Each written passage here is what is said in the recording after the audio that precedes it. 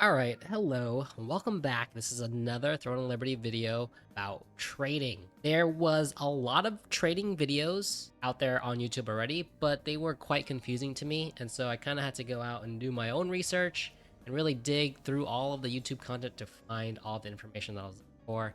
And so I think now I have a pretty good understanding on how the trading system works in this game, so hopefully I can explain this a little bit more clearly now that I am personally getting into it more. So I'm going to go over, first off, what traits are good, because that was definitely something that I was having trouble with. What to do with equipment that you don't need, blues and greens, sometimes purples, because equipment that you don't need is actually a really good source of getting into the trait system, and you're going to need a lot of extra gear.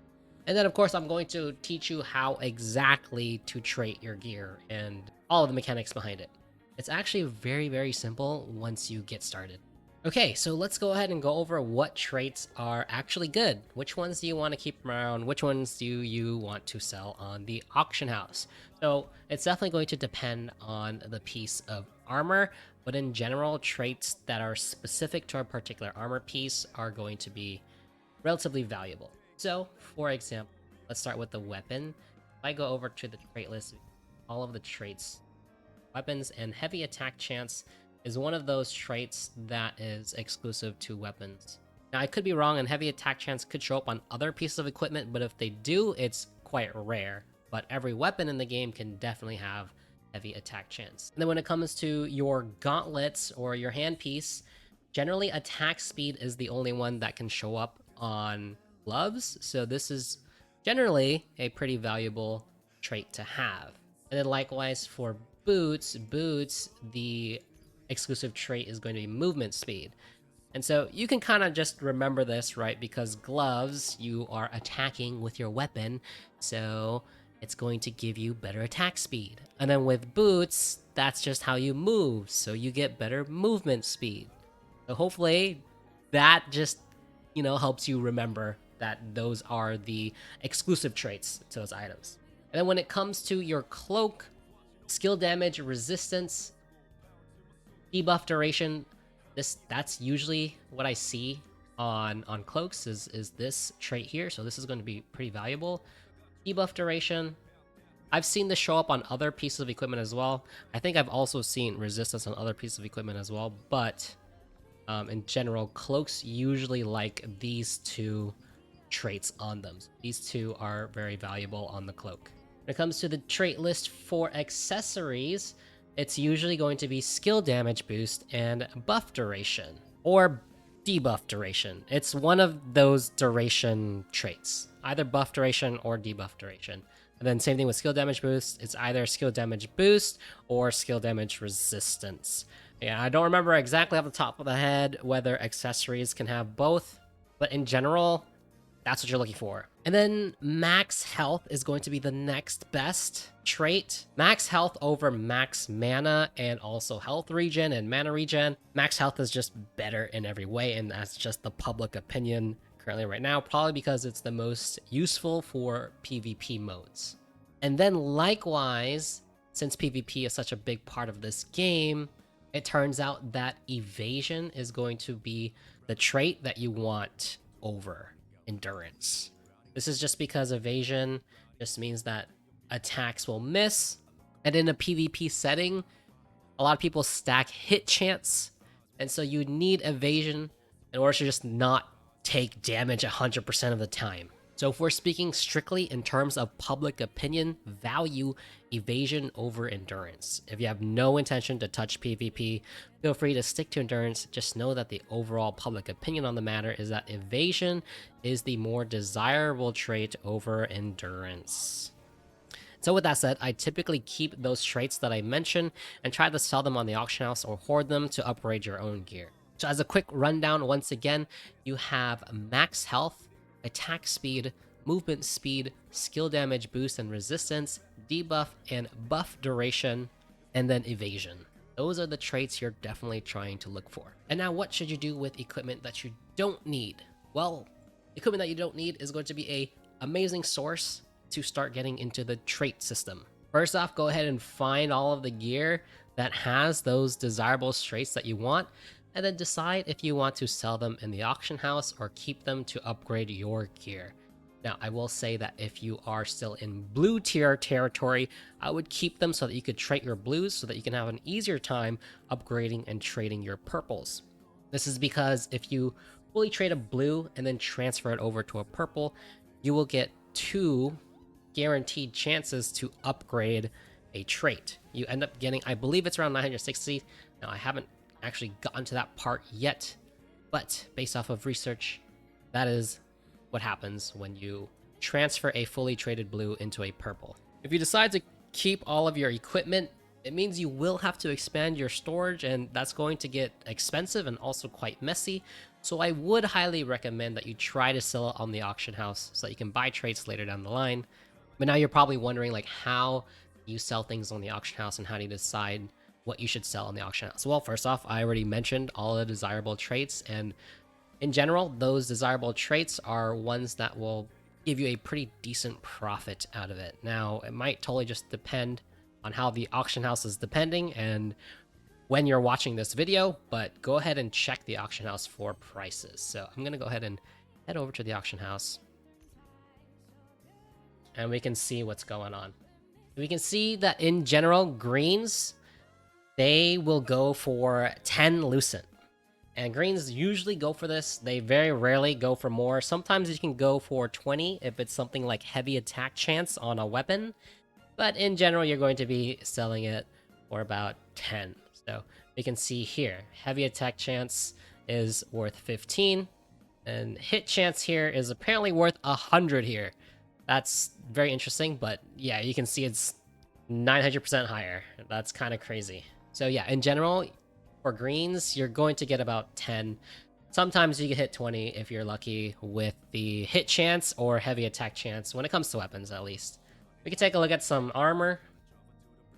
Take a look at this. You can see max health here, right? Max health is selling for 30, so that's actually pretty good. If you have max health, you can get 30. Of course, there's tax, so I think you're going to end up getting like 25 lucent or something after you actually make the sale, but hey, that's better than 10.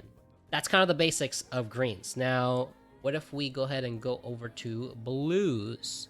So if the average of a green is worth 10, and 10 is the absolute minimum that you can sell something on the auction house, that means that blues should cost 50. And this is because if you try to extract a trait from this, it costs 5 trait extraction stones. So it's worth 5 times as much as a green. I go to green here and extract this. This is worth. And likewise for your information, purple costs 25. So we just do simple math. The average of green is 10 lucent. So that means the average or the minimum of a blue should be 50 lucent. So you can kind of see right now that there's some blues that are going for 10, and that's just really, really, really bad. Like, it's just not worth your it's not worth using your trait extraction stones to sell them on the marketplace when they're only going for 10 lucent. So I wouldn't do that if this is the minimum. I would save that to either put it in your lithograph or maybe just dissolve it. And so likewise, guys, this means that purples should go for a minimum of 250 lucent. So yeah, guys, you know, auction house prices are kind of crazy right now, and I think that some people just don't understand how much they should be selling things, so there's a lot of underselling. If you are desperate for lucent, then you might just have to sell low.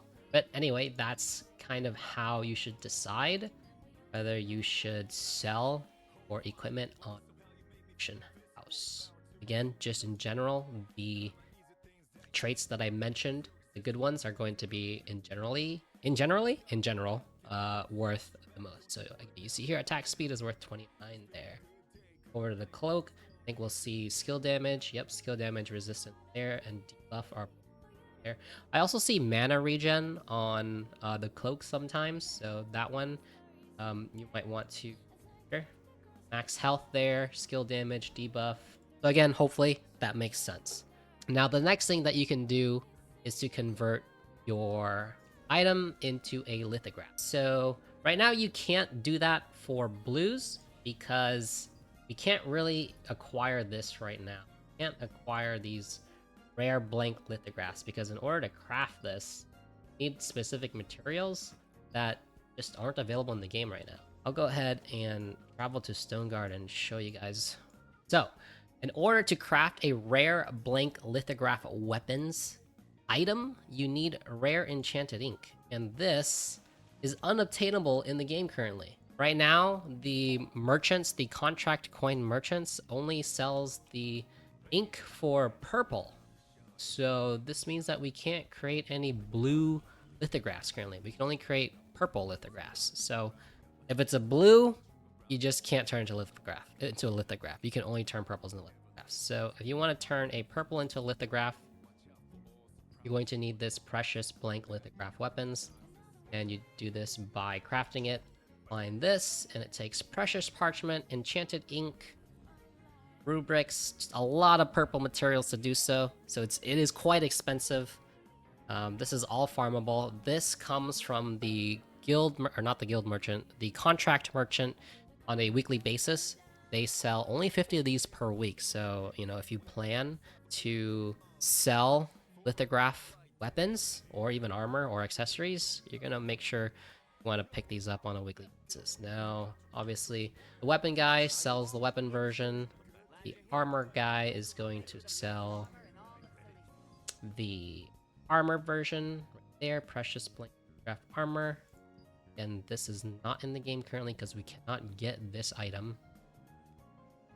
Your accessories, it's going to sell the blank accessories list. There. So that is the next thing you would do with equipment that you don't know what to do with.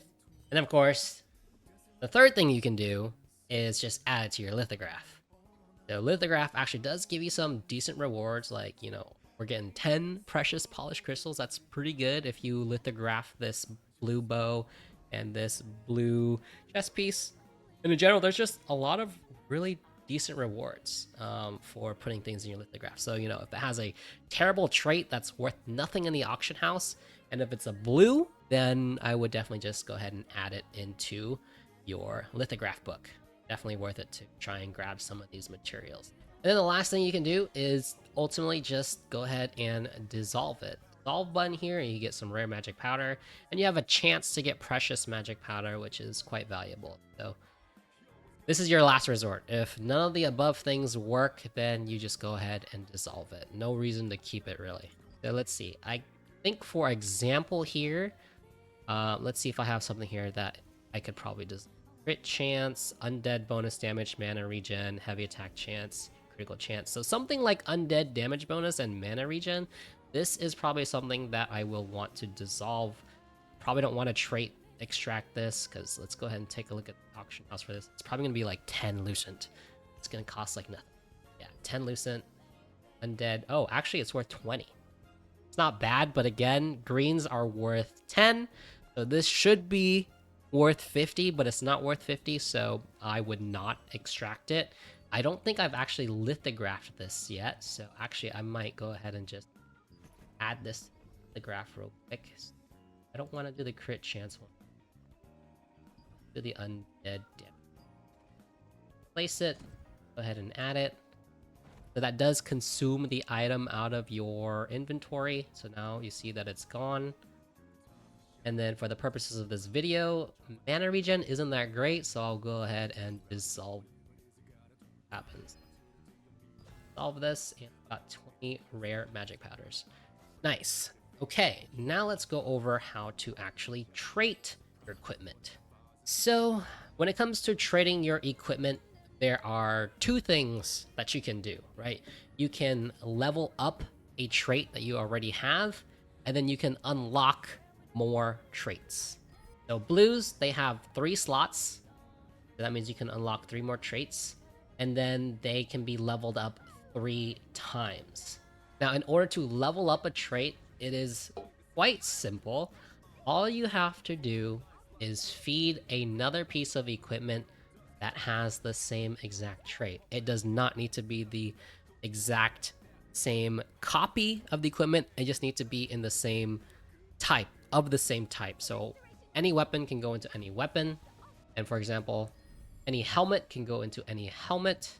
Any body piece can go into any body piece. So I don't have range endurance, so I can't level this up. But I do have copies of this chest, so I can unlock a new trait. Let's see if I can find melee endurance. I have melee endurance here. All of these here are melee endurance. So that means all of these can be fed to be leveled up to the next tier. Up to 3 times. You can see trait tier 1 out of 3 right there. So leveled up 3 times. So simple as that. When you're leveling up, it's a lot easier to do. Okay? All you need is the trait, and it needs to be the same type of gear. Arms, greaves, boots, cloaks, helmets, chest piece. As long as it has the same trait, then you can go ahead and level up the trait, no problem at all. The more difficult one to do is unlocking a new trait, because this requires an exact copy of the piece of equipment, but it has to have a different trait. So you can see I have another Bloomguard gauntlets here with ranged endurance, so I can add ranged endurance into this. Very quickly, before I move on, I'll go ahead and trait this. So you'll see here that it's a 100% chance to increase this trait. So I'll go ahead and do it, and it went up. I'll go ahead and do it again to get up to its final tier. The melee endurance is now complete. And now for this one, I'll go ahead and show you guys me unlocking ranged endurance. And that's done. Now you'll notice right now I can actually level up ranged endurance because I actually have ranged endurance gloves of a different type, but of course they're still gloves, so I can level them up. Not going to do that in this video, but hopefully that clears things up, makes it easy to understand. Now, you don't have to use the same color to level things up. Here we go. So I have these purple pants here, and you'll notice that it says that the enchant trait is only 10%. So if you're feeding a blue into a purple that has the same trait, the chances to actually level it up is only 10%. So it's very, very, very, very, very, very low. Very, very low. But there is a pity system in place. So if I do feed this... Okay, so I found a piece of green gear here that I don't really care about, and another piece of blue gear that I'm probably not going to do anything with. So they both have Wildkin bonus damage, but one's a blue and one's a green. So if I go ahead and enchant this, it's going to be a 10% chance only, but I'm going to get something that's called a blessing. So 90% blessing collected. So I'm gonna enchant this. It's still trait. It's still tier 1 of 3. We didn't actually level up. But I got some extra blessing here. So what this basically means is that now I'm going to have more of a higher chance to level this up if I were to feed another green into this. Now, since I don't have another green, I can't really show you guys this, which is unfortunate. And so if I had a fully traded out blue gear and then fed that into a purple gear, that's going to give me a ton of blessing, and it's the recommended way for most free-to-play players to upgrade into purple territory after they've gone through blue territory. I am not quite at that part of the game yet, but that is the plan for what I am going to be doing for my transition from blue to purple. I'm going to make sure that I fully trade out all of my blue gear and then feed it into my purple gear. This is going to make trading purple a lot easier. You're going to get 2 guaranteed levels on one of your traits. So, you know, you're not going to be able to fully trait your purple by feeding a fully traded blue into a purple, but it's going to give you a nice little boost. And also, one thing to note, I wish I really could show you guys this, but you want to make sure that you level up the trait that is the most expensive. So generally for weapons, that's going to be heavy attack chance. So you want to use your blessing on that trait and not on a trait that's like not as sought after, like hit chance. Hit chance is good, but not as good as heavy attack chance. So use your blessings generally on heavy attack chance on your weapons, And then, you know, when it comes to things like your gauntlets, probably attack speed. And then things like on your cape, probably like skill damage, resistance, or boost, etc., etc. Just at the end of the day, you want to use those blessings on the most expensive trait, the most desirable trait. And again, you can look that up just by looking at the auction house and seeing what is the most expensive, because that's what the meta is pretty much. So anyway, that's kind of my explanation tutorial on how trading works in this game. And yeah, trading gear is basically this game's end game. That's where all the grinding is going to happen. So good luck. I wish you the best, and this video helped you out. Definitely drop a like, and thank you for your time if you made it this far. All right, I will see you guys next time.